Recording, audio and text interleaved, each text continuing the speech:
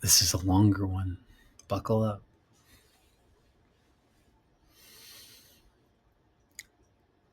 Dear Ewan, the best kisser in Europe is a nice little German guy living in Barcelona. He seems to dislike Germany, but avows that Berlin isn't Germany. And my dad had a big fall, and due to his neuropathy, has intense pain in his legs. And I heard fear in his voice for maybe the first time. As I was on my mission last night to have a completely unhurried night after taking the kana, I slowly and gently created a wonderful hangout. I found myself having created a circle in the middle of a bar. I basically teased with compliments and named the gifts I was receiving from people.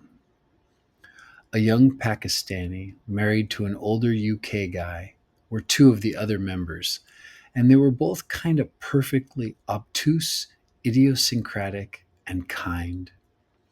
The Pakistani said everything he was thinking, which always works well with me. It took me 15 minutes to realize I liked him. I think he was nervous. He's the one who orchestrated the kiss. Flashed to 5 a.m., and my phone synchronistically wasn't on silent, and my sister is texting me nonstop that my dad has entered the next phase. He needs to be around someone who cares and someone who loves him. I had known he fell, and we talked for a good long while. I thought he was okay, just needed time to rest and heal. But in the 2 days I hadn't spoke with him, he had realized that his neuropathy was making the cuts on his legs from his fall extremely painful, like burning pain. The burning activated every time he tried to get up to pee. And something about that added up to him sounding like he'd lost some will to fight. And the part of my father I've known the best isn't an indomitable will to push on. At the bar last night, the Pakistani said beautifully and directly, just to me, while pointing at his husband, "You like him, right?" He had a huge smile as he said it. I felt an initial fear that quickly relaxed and replied, "He's fucking gorgeous. We have the same type." And we laughed and celebrated loving what we love. An American I had made out with the night before showed up. He was nice, but I was a bit allergic to how he always phrased everything as a put down, as he seemed to only see it as innocent teasing. He first started in by telling everybody how we had met and that I was bragging about my career. Then he quickly moved to how my vape smelled horrible. I said, "You don't need to make every contact an insult." He looked offended. "I'm just telling them what happened." Not sure if it was the right move, but I said softly, "I feel your pain." I stopped liking my dad when I was 4 or 5. I rounded the corner in our house while he was screaming at a football game on TV. In my little brain, I remember thinking, I got the wrong dad. My dad was supposed to be kind and teach me things that I needed to know. I had a deep sense from somewhere that fathers did that. I spent the next 18 years on a mission to save him from anger so he could be the dad I was supposed to have, the dad that could see me. It was a misinterpretation of the hero's journey as interpreted by George Lucas in the first Star Wars movie. I mostly blame Star Wars for my childhood trauma. When I look back on all the trauma, I can't link any of my pain from the deep, effortful mission to save my father from anger. I was 19 when I stopped trying to save him. I had done LSD for the second or third time and had resolved to have a conversation with him. He lived about 90 minutes from my school, and we got in the car to drive me back. I set context that I had an epiphany on acid. I was sweating bullets of hope and fear that this would finally begin a new relationship between us. What I think has happened is that we're both in relationship with who we used to be, and we could just start over right now and meet who we really are. With only one beat, he replied, "The divorce was your fault." That comment at the bar last night did something. It cast a grain of sand in the underwear between me and the other American. I wasn't trying to hurt him, but I didn't know how to process what I thought was actually happening. You're hurting, and it's coming out in the comments. The night before, as we were talking, and I was talking about you, and he was looking at me like I was crazy for saying I was in love with a straight man, he became ravenously turned on and kissed me right after I said, "I've had plenty of sex and love. I don't care about that with you, and life's too short to pass on love." He was so turned on after hearing that. He enveloped me, and I let him and enjoyed it for a moment before I initiated withdrawal.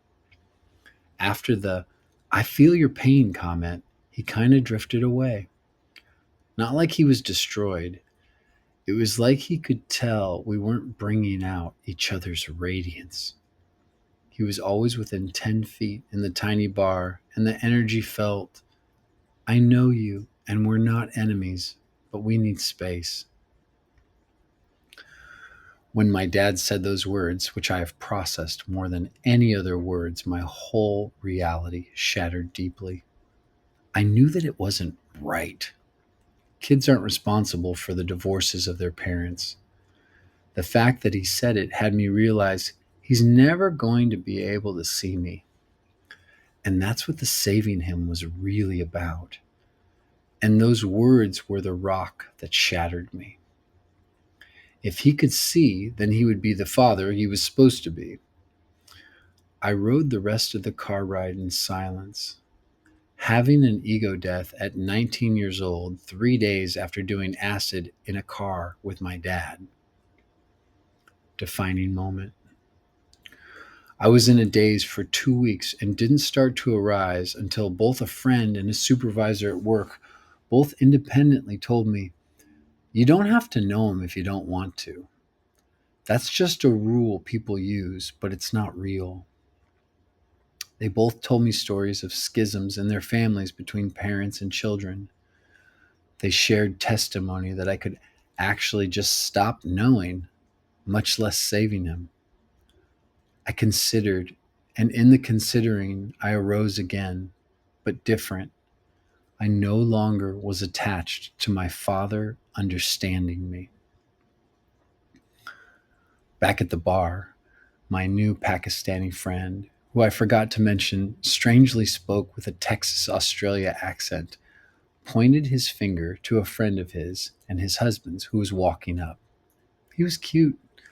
Not super handsome, but cute. Smallish frame, but still masculine. I could feel attraction and feel both of us knowing that we were attracted pretty instantly. He was so shy. The Pakistani guy in his directness looked at me like, "He's great, right? We're the same types, so I know what you like, and I found this gift for you." We all talked for a bit. A new set of four. German in Barcelona, GIB guy, was very shy, but the attraction was easy to spot. He tried to wander off a few times, but kept coming back. Pakistani guy kept trying to orchestrate more of our foursome in togetherness. GIB guy never actually let himself settle next to me until the other two left. Right when I write that, I can immediately remember the feeling in my chest as, at that first moment, he began to reveal his presence. His face was a distance to me that was close, but not too close. I felt met. We hovered and spoke, and our first contacts there were made of the space we left between each other. It was quite beautiful. The first kiss was slow and light. We both took turns staying still as the other moved. Then we would move together for a brief instant of normal kissing before returning to the dances of space and stillness.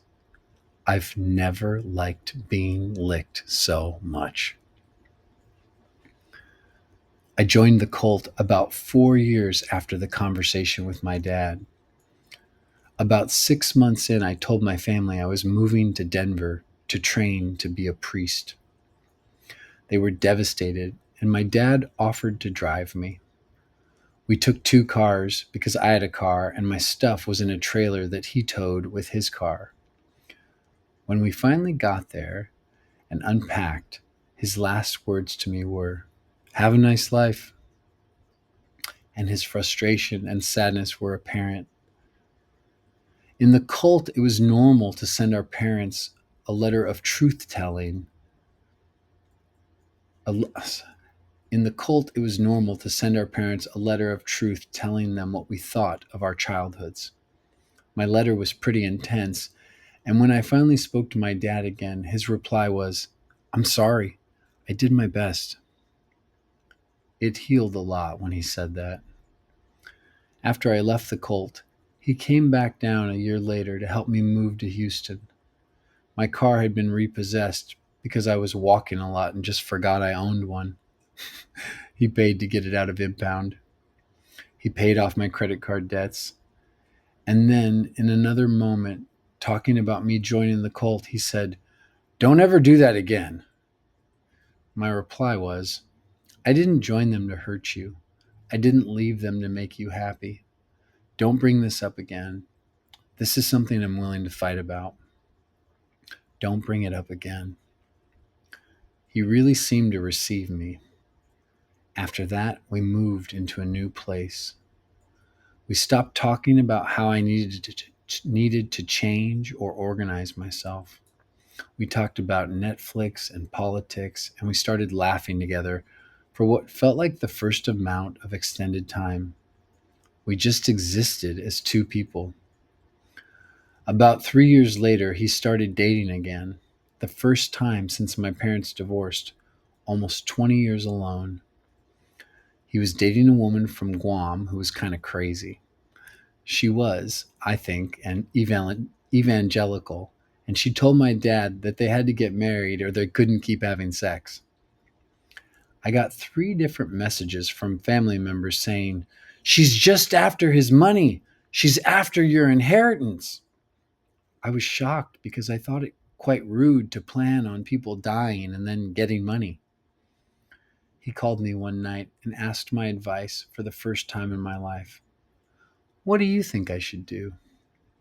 My reply was, "You're way too old to not do what you want.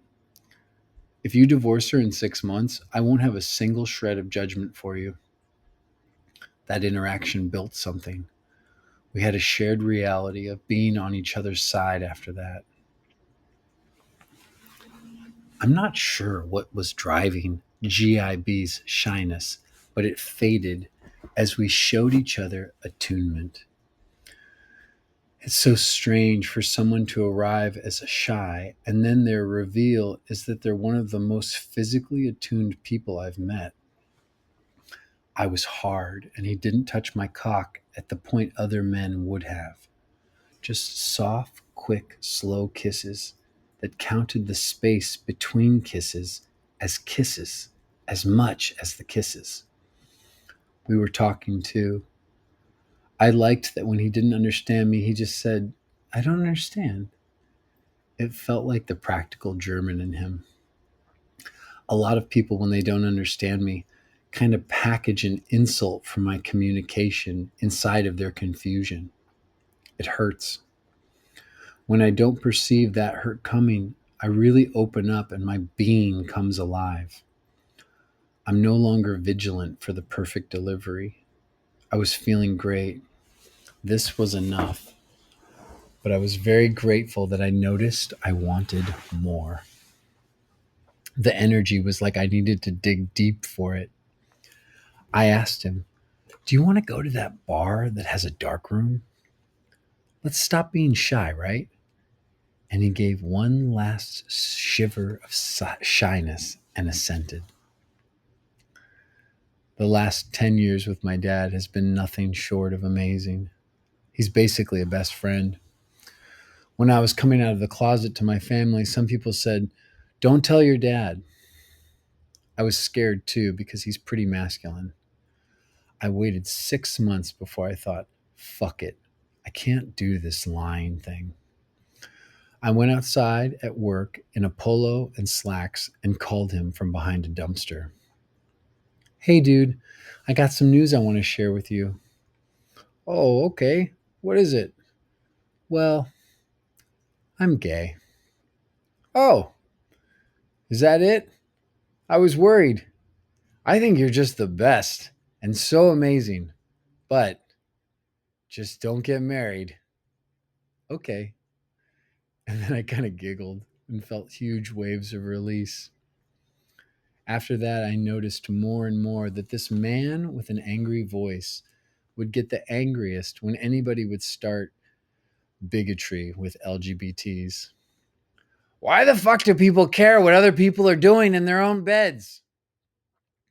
I learned that what I thought was anger was something else, like anger plus passion plus loud talking, now exacerbated by hearing loss. My nervous system totally reattuned, and I never flinch when he yells. It's just how he talks. And I spent the last 10 years just meeting him. But the whole time, it's like he already knew me. Sorry. But the whole time, it's like he already knew not me, but that he loved me. My father always knew he loved me. And it took me 30 years, between 5 and 35, to first see it and then believe it, even though I can't say I understand it. I'm his boy.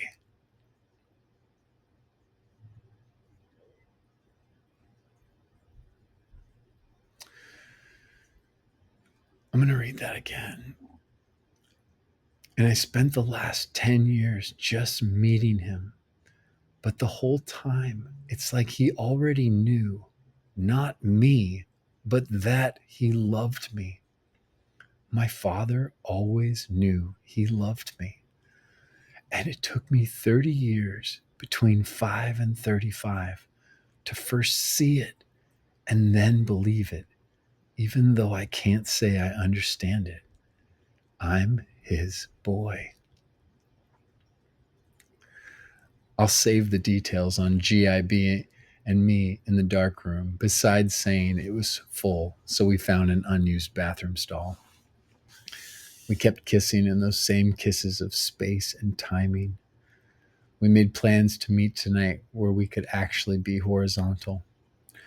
We walked out together, and a lot of eyes of older men, seeing me walking with an older man, watched me and could tell we had reached satisfaction with our encounter. I leaned into one as we left and whispered, "It was wonderful." He smiled back like he was thinking, "Fuck yeah, good for you, buddy." GIB made sure to walk me to my bus. That was sweet. We kissed in an alcove until it arrived and had a hurried goodbye. I'm glad I'm going to see him tonight. It's nice to browse a city, and it's nice to go deeper with someone surprising. I'm part German on my mother's side, and Guam was colonized by the Spanish. Something about a German living in Barcelona is the type of not neat that I'm drawn to in people. GIB was talking about how much he thought Germans were uptight. I replied, "Well, yeah, but everything works there. The transit and the city all work well. Someone built that. That's a kind of love that doesn't get much praise." He really glowed when I said that. And now my father's in the next phase, and I'm halfway around the world. I'm going to be moving home to Seattle now for longer periods of time so I can continue meeting him and my mother. I'll take breaks by coming back to Europe. I can feel these epochs change in my chest, and I'm here for it. I can feel a strong line of connection between me and the 4-year-old he thought he'd been given the wrong dad. We both are sitting in what is now apparent, and the disbelief is still slowly fading. And we both come to see that even without a map, everything's okay. I told my dad I was poly 18 months after telling him I was gay. His response was, "Oh, you're like a gay Mormon. You're so awesome. I don't care as long as you're happy. But don't get married." Have a great weekend, you and Mike.